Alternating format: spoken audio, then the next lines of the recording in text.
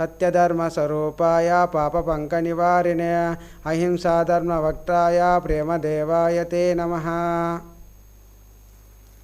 బ్రహ్మచారి మహర్షి సద్గురు శ్రీ శ్రీ శ్రీ శ్రీ ప్రేమానంద స్వామి తపోవనము ఆశ్రమం సంస్థాపకులు, సనాతన ధర్మ సమాజం వ్యవస్థాపకులు, బ్రహ్మచారి మహర్షి సద్గురు శ్రీ శ్రీ శ్రీ ప్రేమానంద స్వాముల వారి గురుపాద పద్మములకు సాష్టాంగ నమస్కారములు. వైశాఖ పురాణము 2వ అధ్యాయము దాన ధర్మ విధి ఫలితము. ఓ అంబరీష, ఈ వైశాఖ మాసము శ్రీ మహావిష్ణువుకు అత్యంత ప్రీతికరమైనది. ఈ వైశాఖ మాసమే సమస్త జీవులను పునీతులను చేయును. శుచి శుభ్రతలు నియమనిష్టలు పూజలున్నచో శ్రీమన్నారాయణునికి అత్యంత ప్రియతములైనవి. ఈ మాసమందు సర్వులు స్నానమాచరించి శుచి శుభ్రతలతో పూజలు వ్రతాలు నిర్వర్తించవలెను.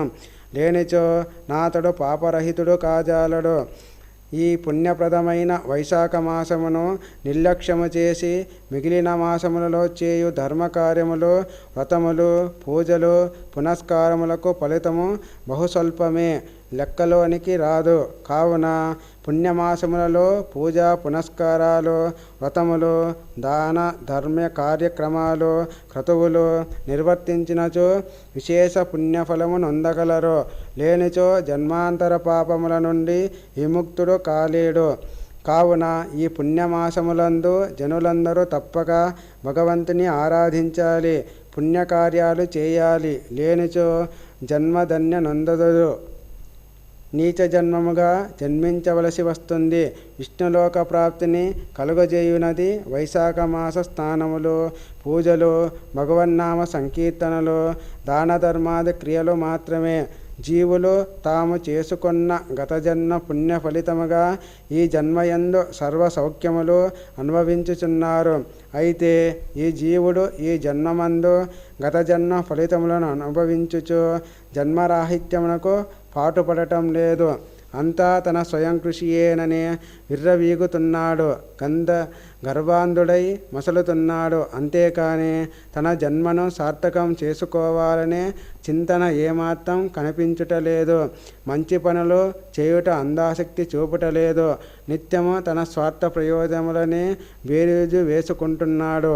ఆ విధంగా తన పుణ్యాన్ని అంతం చేసుకుని పాపాన్ని మూటగట్టుకుంటున్నాడు. మానవత్వం కలిగిన మానవుడు ఈ భూమిపై జన్మించినందులకు ఎంతో కొంత సమాజానికి ఉపయోగపడే ధర్మకార్యములను చేసినచో అతని జన్మ సార్థకత నొందును గదా. కావున ఉన్నంతలో దాన ధర్మాది క్రియలను ఆచరించాలి. కావున మానవులందరూ ధర్మయుక్తంగా సంచరించాలి.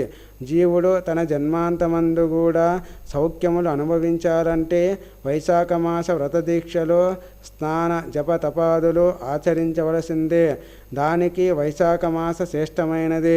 జీవితాంతమనమును ఈ మాసంలో స్నాన జపాదులు శివకేశవులను పూజించుట, బ్రాహ్మణ సమారాధనలు దాన ధర్మాది పుణ్యక్రియలు చేయవలెను. లేనిచో క్షణభంగురమైన ఈ సిరి సంపదలు జీవితము సుఖ సౌఖ్యాలు త్వరితగతిన కనుమరుగై చేసిన పాప కృత్యములను అనుసరించి నీచ జన్మముల నెత్తవలసి ఉండును. కావున సదా శ్రీహరి ధ్యాసయందే మనస్సును లగ్నము చేసి శ్రీమన్నారాయణ్ణి పూజించుచు జీవితాన్ని గడపవలెను. శాస్త్రపరంగా కూడా ఈ వైశాఖ మాసంలో ప్రాతకాలమందే అంటే సూర్యోదయాత్ పూర్వమే స్నానమాచరించుట వలన ఆరోగ్యము చేకూరును. వైశాఖ మాసములో నదీ స్నానము చేయుట వలన విశేష పుణ్యము లభించును. అది వస్త్రదానము అన్నదానము మున్నగు దానముల వలన కలుగు ఫలితముల కన్న మిన్నైన పుణ్య ఫలితము వచ్చును. వైశాఖ మాస నదీ స్నానము నదులనే కాదు, బావులు చెరువులు మున్నగు వేటియందైనను స్నానమాచరించి జపదానము చేసినచో అట్టి పుణ్యము కలుగును. వైశాఖ మాసమందు జలదానము చేయుట మిక్కిలి శ్రేష్టమైనది. కావుననే పుణ్యాత్ములైన కొందరు చలివేంద్రాలను పెట్టించి జలదానము చేస్తున్నారు. దప్పికతోనున్న వాని యొక్క దప్పికను తీర్చుట అనగా మరలా అతనికి పునర్జన్మనిచ్చినట్లే గదా. వైశాఖ మాసమందు మంచినీటి దానమునకు మించిన దానము లేదు. దీనికి కారణము వేసవి కాలం అగుటయే. వైశాఖ మాసమందు జలదానము చేయుట అత్యంత పుణ్యప్రదము. దీనివలన సమస్త పాపమును నశించుటయేగాక వంశాభివృద్ధి కూడా జరుగును. పూర్వమొకప్పుడు మహామునులందరూ కూడా సమస్త దాన పుణ్య ఫలితమును ఒక ప్రక్కను, వైశాఖ మాస జలదాన పుణ్యఫలమును ఒక్కదానిని ఒక ప్రక్కను ఉంచి బేరీజు వేసుకొనగా వైశాఖ మాస జలదాన పుణ్యఫలమే అధికమని తేలింది. దీనిని బట్టి ఈ మాస జలదానమెంత గొప్పదియో విశదమగుచున్నది. అదీగాక ఈ వైశాఖ మాసంలో సూర్యుడు మేషరాశియందు ప్రవేశించుటచే సూర్యప్రతాపము అధికముగా నుండును. ఎండలు తీవ్రముగా ఉండి వేసవికాలము ఉద్ధృతమై జనులకు తాపము ఎక్కువగును. వేడిమిని భరించలేని స్థితి నొందుదురు. వడదెబ్బలు అధికముగా నుండును.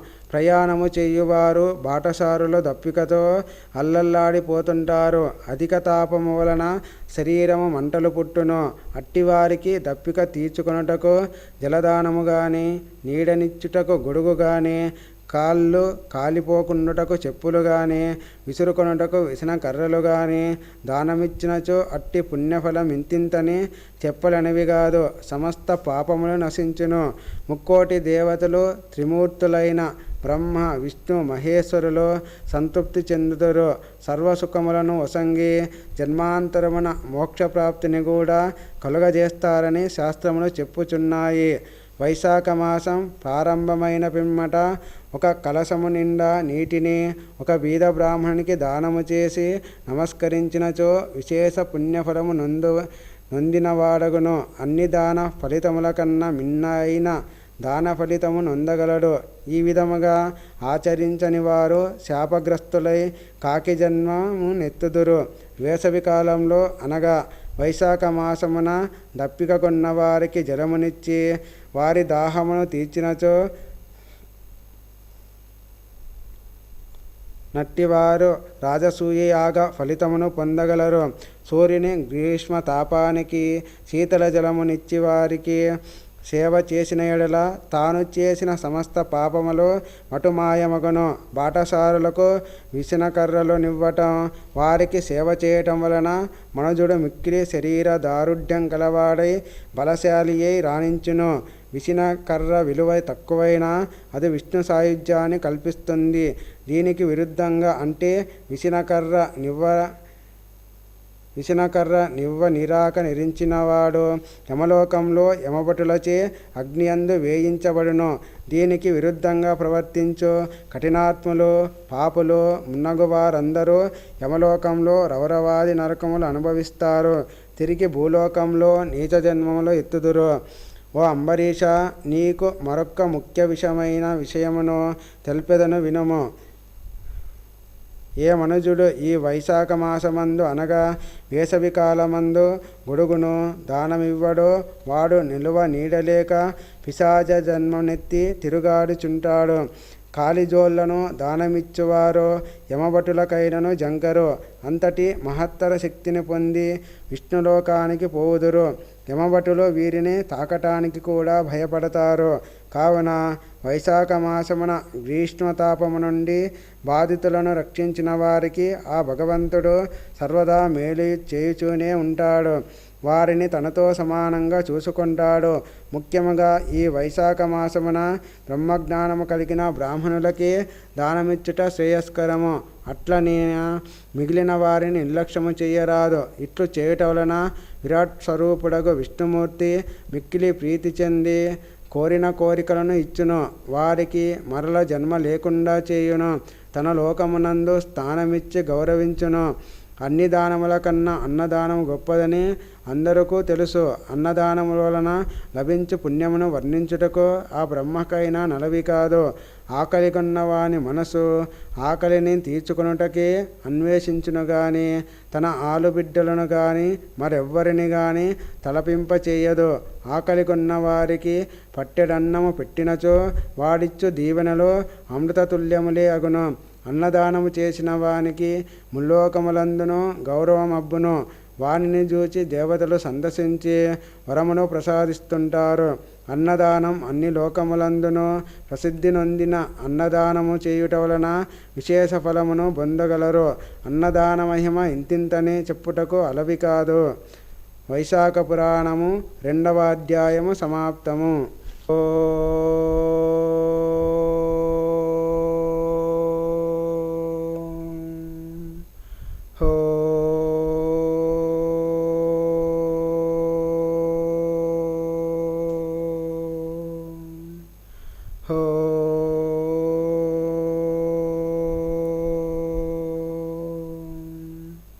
सहना भवतो सहनो भुनक्तो सह वीर्यङ्करवावहै तेजस्विनावधीतमस्तु मा विद्विषावहै. ओम शांति शांति शांति.